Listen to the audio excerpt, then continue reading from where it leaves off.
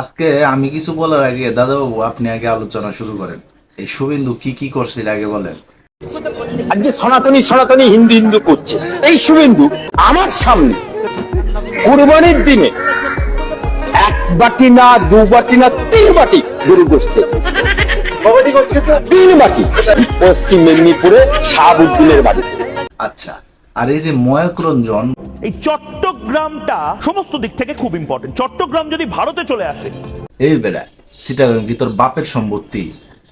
চিটাগং কি তোর বাপের সম্পত্তি? হ্যাঁ, চিটাগং তো করে দিয়ে দিব। তবে সাহস থাকলে আয় না, আয় চিটাগং নে, দেখ তোদের অবস্থা কি হয়। এই মলম বিক্রেতা যা শুরু করছে ইদানিং খালে, ওরে যদি বাংলাদেশের মানুষ যদি পায়, তাহলে ওরা যদি একটা করে যদি থাপ্পড় দেয়, তাহলে ওই ময়ূক রঞ্জন ঘোষ তারা খুঁজে আর পাওয়া যাবে না।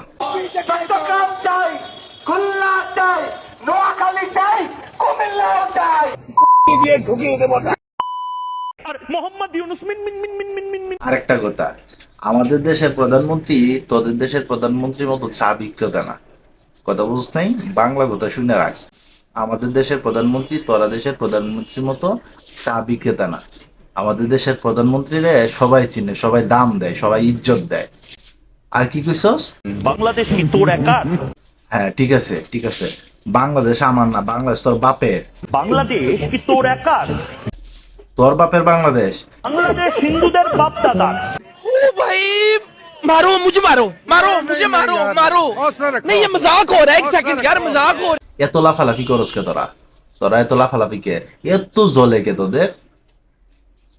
14-15 বছর 16 বছর খাস নাই তোরা, ইচ্ছা মতো হেঁড়া বইরা খাস নাই, তাই এখন এত খাওয়ার ইচ্ছা কে?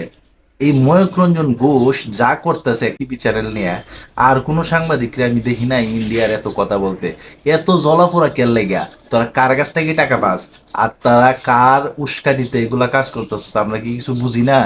অনেক এজেন্টগিরি করছস, এবার এজেন্টগিরি বাদ দে, আর নয়তো তোর কপালে বহুত দুঃখ আছে।